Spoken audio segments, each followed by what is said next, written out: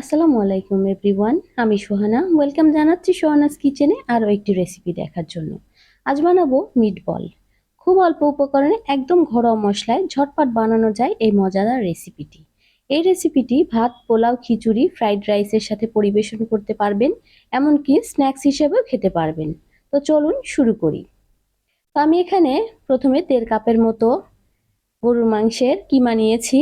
তো এটাকে আমি ব্লেন্ড করে নিয়েছি, আর মাংসটাকে কিন্তু আমি সিদ্ধ করিনি, কাঁচা অবস্থাতেই খুব মিহিভাবে ব্লেন্ড করে নিয়েছি। এবার এর মধ্যে মশলা অ্যাড করব। তো দিয়ে দিচ্ছি 1 টেবিল চামচ আদা রসুন পেস্ট, 1 চা চামচ শুকনো মরিচের গুঁড়া, 1 চা চামচ গরম মশলা গুঁড়া, দিয়ে দিচ্ছি কিছুটা কাঁচা মরিচ স্বাদ অনুযায়ী, যে যেমন ঝাল খেতে পছন্দ করেন। এবার দিয়ে দেব এখানে একটা ডিমের কুসুম। তো সাদা অংশটা আমরা পরে কাজে লাগাবো, শুধু এখন কুসুমটা দিচ্ছি। এখন দিয়ে দিচ্ছি 1 চা চামচ লবণ, আর লবণটা আপনারা আপনাদের টেস্ট অনুযায়ী দিবেন। এবার দেব 1 টুকরো লেবুর রস। এই তো, আর কোনো মশলার প্রয়োজন নেই। এখন আমরা এর মধ্যে দিয়ে দিব ব্রেড। তো আমি ব্রেড পানিতে একটু চুবিয়ে পানিটা এভাবে চিপে ফেলে দেব। তো আমি একটা স্লাইস ব্রেড নিলাম, আর সাইডের যে ব্রাউন অংশ ওটা ফেলে দেওয়ার কোনো প্রয়োজন নেই। আমি এভাবে চিপে পানিগুলো ফেলে দিচ্ছি। আর আমি এভাবে 2 স্লাইস ব্রেড দিয়ে দিব ভিউয়ার্স। তো 1 কাপ থেকে একটু বেশি মাংসের জন্য 2 স্লাইস ব্রেড দিতে হবে। এবার সব কিছুকে খুব ভালোভাবে আমরা মেখে নিচ্ছি, হাত দিয়ে খুব ভালোভাবে মেখে নিতে হবে।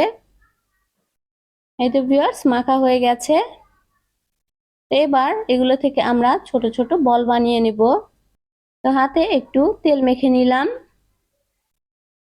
এই তো, এবার পরিমাণ মতো কিমা নিয়ে নিচ্ছি আমি।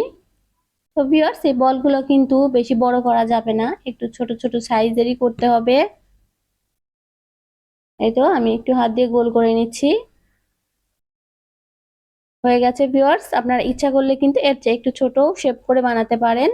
এভাবে আমি সবগুলো বল বানিয়ে নিলাম। এবার ভাজতে যাব। তো আমরা যে ডিমের সাদা অংশটা রেখেছিলাম সেটাকে একটু ফেটে নিচ্ছি, আর এদিকে কিন্তু তেল গরম হয়ে গেছে। তো চুলার আঁচটাকে আমি লোতে করে দিয়েছি। এখন বলগুলোকে আমরা ডিমের সাদা অংশে চুবিয়ে তারপরে ভেজে নেব। আর ডিমের সাদা অংশে চুবালে আমাদের বলগুলো কিন্তু একদমই সফট থাকবে, তা না হলে উপরের সাইডটা কিন্তু হার্ড হয়ে যেতে পারে। এজন্য আমরা ডিমের সাদা অংশে বলগুলো চুবিয়ে তারপরে হালকা আঁচে এগুলোকে ভেজে নেব। এই তো, আমি বলগুলো দিয়ে দিচ্ছি। দেয়া হয়ে গেছে।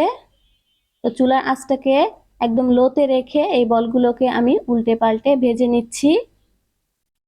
এই তো ভিউয়ার্স, বলগুলো কিন্তু ভাজা হয়ে গেছে। দেখেন, গোল্ডেন রং চলে এসেছে। তো এর চেয়ে বেশি ভাজার প্রয়োজন নেই। এই তো, এই বলগুলোকে আমি এবার তেল থেকে উঠিয়ে নিচ্ছি। আর এভাবে আমি সবগুলো বলই ভেজে নেব, তারপরে চলে যাব পরবর্তী স্টেপে। তো ভিউয়ার্স, বলগুলো ভাজা হয়ে গেছে। এখন আমরা একটা কড়াইতে দিয়ে দিলাম 2 টেবিল চামচ পরিমাণ রান্নার রেগুলার তেল। ইচ্ছা করলে আপনারা কিন্তু বাটারও ব্যবহার করতে পারেন। তো তেলটা গরম হয়ে গেছে। এবার আমরা দিয়ে দিচ্ছি এখানে কিছুটা পেঁয়াজ।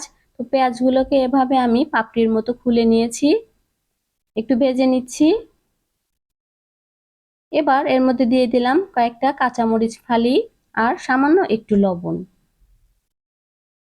এই তো ভিউয়ার্স, এবার আমি এটাকে 2 মিনিটের জন্য মাঝারি আঁচে ভেজে নেব। হয়ে গেছে। এখন আমরা এর মধ্যে দিয়ে দিব সস। আর এ পর্যায়ে চুলার আঁচটা কিন্তু একদম লো করে দিতে হবে। দিয়ে দিলাম টমেটো সস আর সুইট চিলি সস। এই সসগুলো কিন্তু আমার ঘরে বানানো। এখন আমি দিয়ে দিব 1 চা চামচ সয়া সস। তো সয়া সসটা ইচ্ছা করলে আপনারা স্কিপ করতে পারেন। তো আমি একটু লাইট সয়া সস দিয়ে দিলাম। এবার সবকিছুকে আমরা খুব ভালোভাবে মিশিয়ে নেব, আর চুলার আঁচটা এ পর্যায়েও লোতেই থাকবে। এই তো, মেশানো হয়ে গেছে ভিউয়ার্স। এই সসটা কিন্তু বেশিক্ষণ জাল করা যাবে না, তাহলে একদম শক্ত হয়ে যাবে। এবার আমরা এর মধ্যে যে মিট বলগুলো ছিল সেগুলো দিয়ে দিলাম। আর মিট বলগুলো দেওয়ার পরে আমরা এটাকে 2 থেকে 3 মিনিট মেশাবো। এর চেয়ে বেশি মেশালে সসটা কিন্তু একদম শক্ত হয়ে যাবে। এই তো মিশিয়ে নিচ্ছি। হয়ে গেছে ভিউয়ার্স আমাদের মিটবল আর সস মেশানো। এখন আমি চুলাটা বন্ধ করে দেব আর আপনাদের পরিবেশন করে দেখাচ্ছি। তো ভিউয়ার্স আমি একটা সার্ভিং ডিশে ঢেলে নিয়েছি।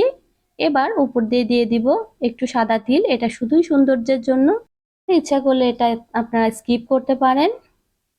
এই তো দেয়া হয়ে গেছে। তো ভিউয়ার্স দেখলেন কত সহজেই তৈরি হয়ে গেল মিটবল আর সসে ডুবানো এই মিটবল। খেতে কিন্তু অসাধারণ লাগে, একবার বানালেই বুঝতে পারবেন। আর এটা কতটা সফট হয়েছে আমি একটু কেটে দেখাচ্ছি। দেখেন একদমই কিন্তু সফট হয়েছে, আর কেউ খেলে বুঝবেই না যে এটা গরুর মাংস দিয়ে তৈরি। ইচ্ছা করলে কিন্তু আপনারা চিকেন অথবা মিট দিয়েও এটা করতে পারেন। তো ভিউয়ার্স যদি রেসিপিটি ভালো লাগে তাহলে একবার হলেও ট্রাই করবেন, লাইক শেয়ার কমেন্টের মাধ্যমে আমাকে জানাবেন। আর আমার চ্যানেলটি সাবস্ক্রাইব করে আমার পাশেই থাকবেন। আল্লাহ হাফেজ, আসসালামু আলাইকুম।